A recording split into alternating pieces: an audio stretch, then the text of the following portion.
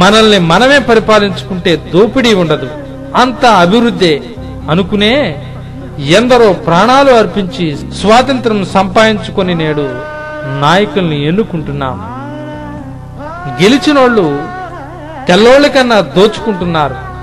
మన సమస్యలు మనవాడికే తెలుస్తాయని గిరిజనున్నే నాయకుడిగా ఎన్నుకుంటే వాడు గెలిచి నాయకుడయ్యాక ఆ సాటి గిరిజనులపై భూస్వామిలా పెత్తనం చేస్తాడు, దోచేస్తాడు.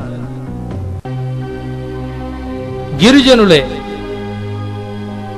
నాయకులయ్యారు, ఇక భూస్వాములే